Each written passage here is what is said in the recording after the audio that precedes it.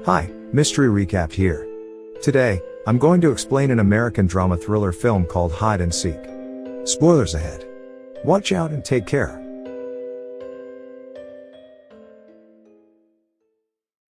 Allison Callaway and her 9-year-old daughter, Emily Callaway, are playing in a park together. Allison's husband and psychologist, Dr. David Callaway, is there too. He watches them play.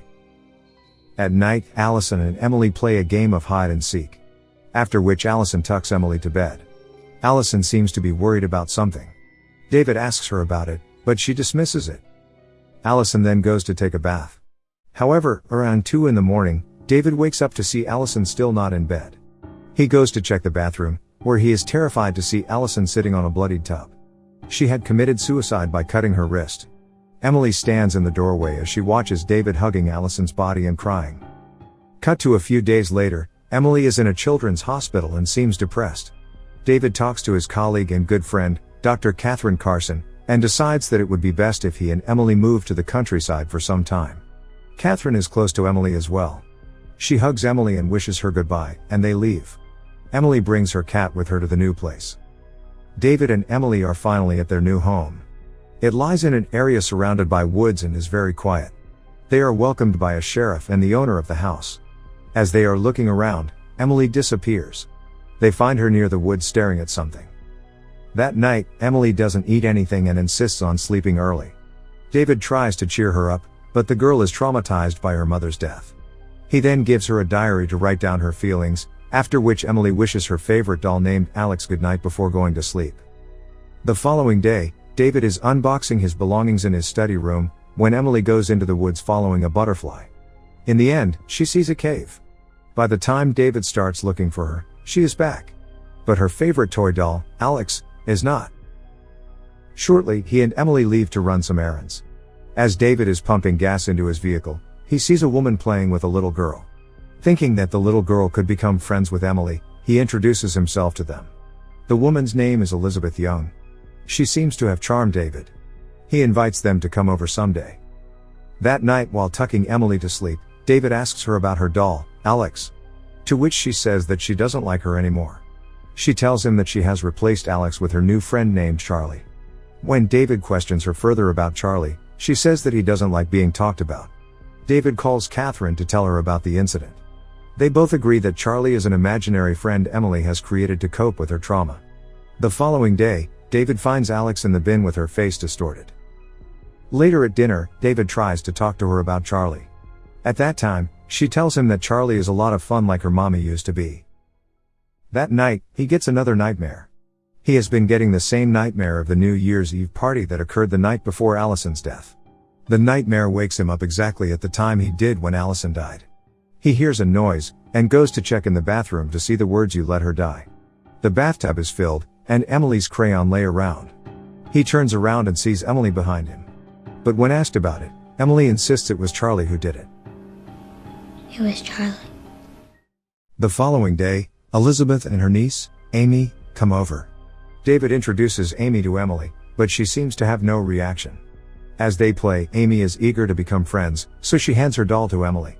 But when Emily returns it back, its face is distorted like Alex's was. Emily tells Amy that she shouldn't be here. Feeling scared, they leave soon after. When David asks Emily about Amy, she replies she doesn't need any new friends and that Charlie is enough. Later, Emily plays outside as David does the dishes. He sees a man sitting beside her, so he goes out to check and finds that the man is their neighbor Stephen. They have an awkward conversation after which David warns Emily not to talk to strangers. Cut to that night, David hears Emily laugh, but when he goes to check on her, she is alone. He asks if Charlie is here, but Emily says that he just left through the window. David tries to talk to her about Charlie. But Emily reveals that Charlie doesn't like David. David writes all of this in his journal after putting her to bed. Later, we see Emily play hide and seek with Charlie. She goes out of her room and look around the house to look for him. She finds a door behind a closet. It leads to a basement downstairs. She walks there, still looking for him, then, suddenly the lights go off, and she screams in fear. David quickly comes to get her. She tells him that Charlie was hiding in the dark. The following day, Elizabeth comes over for dinner. Emily doesn't seem to like her. Elizabeth tries to have a conversation with Emily and gives her some books to read. However, Emily acts hostile towards her and drops all the books to the floor. Seeing this, David demands her to go to her room. Soon, Elizabeth leaves. That night, David again wakes up exactly at 2:06. There is a noise coming from the bathroom. He goes in to check and sees the words, "Now look what you've done." The bathtub is full of dirty water. As David goes in to drain it, he feels something inside. It is the dead body of the cat that lived with them. Furious, David goes to Emily's room, but Emily again insists that it was Charlie. Charlie did it. He then cleans up the mess in the bathroom. The following day, Emily shows David pictures she has drawn of Charlie and her mother. David tries to tell her that Charlie is not real, but Emily keeps on yelling his name. That day, Catherine visits them. Catherine is David's good friend who is very close to Emily. Emily is very excited to meet her. She suggests David to bring Emily back to New York. He tells her that he will consider it. After she is gone, David goes to Emily's room and sees that she has drawn pictures of her mother killing herself in the diary he had given her. Elizabeth comes over again that day, but David doesn't hear her knocking, so she comes in and goes into Emily's room. She has come to make amends with Emily, but Emily tells her that she is playing hide and seek with Charlie, and points at the closet. As Elizabeth opens the closet, she is attacked by someone and falls down the windows. After a few hours, a sheriff comes over to ask about Elizabeth. The sheriff informs David that he had found Elizabeth's car crashed down the road, and her niece told him that she had come here. But David knows nothing about the incident. The sheriff then asks Emily about her, but she lies and tells him that she hasn't seen her. After he is gone, David senses something wrong. He sees the window broken. Emily is crying hysterically. She shows him the time.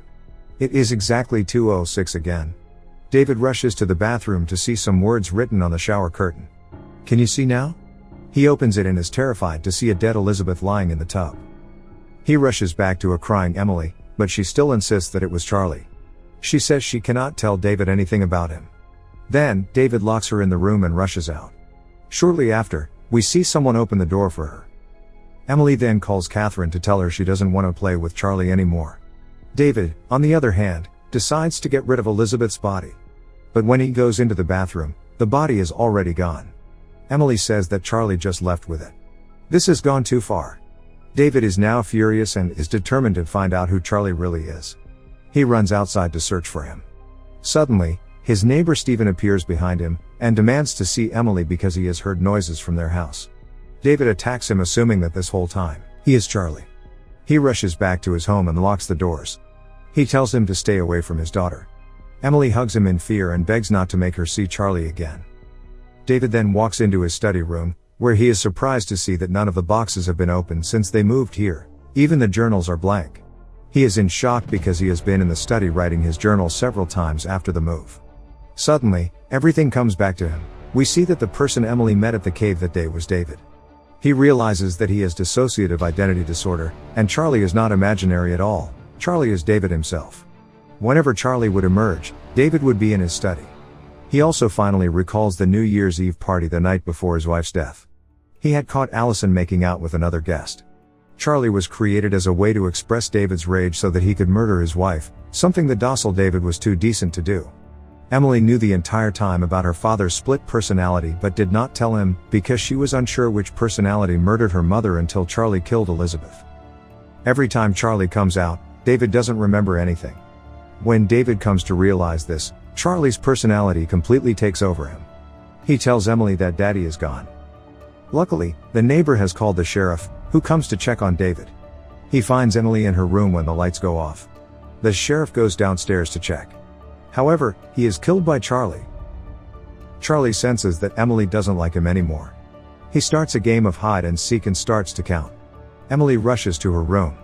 Just then, Catherine arrives. As she moves down the basement, Charlie appears behind her and pushes her down.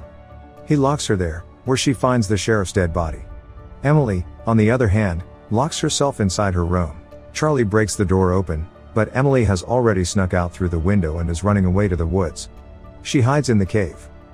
Catherine takes the sheriff's gun and runs to save Emily. Before Charlie can get to Emily, Catherine reaches the cave as well.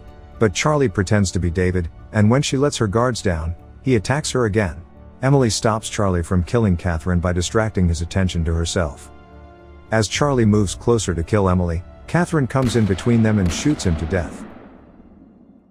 Cut to a few months later, Emily and Catherine have moved back to New York. They live happily now. The movie ends as the camera zooms into Emily's drawing of herself and Catherine, where she has two faces, suggesting that she might also have two personalities like her father. Now, for the explanation of the movie. It is clear by the end of the movie that David and Charlie are the same person. David has a mental disorder called dissociative identity disorder, which is ironic because David himself is a psychiatrist. When Charlie murdered Allison that night, David was unknown to any of this. Even when they moved houses, Charlie did not go away. Every time Charlie arrives, David is seen in his study room writing or listening to music. But he had never even unboxed his belongings in that room. Even his notebook is empty. This suggests that he hallucinated all of it to avoid coming face to face with his other personality.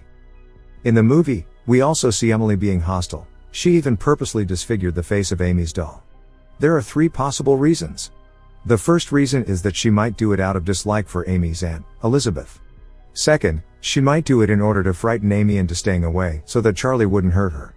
The third possibility is that Emily was displaying the pathological side of herself. That's my explanation for the movie Hide and Seek. Subscribe for more videos like this, turn on notifications, and leave a like to help the channel out. Thank you for watching.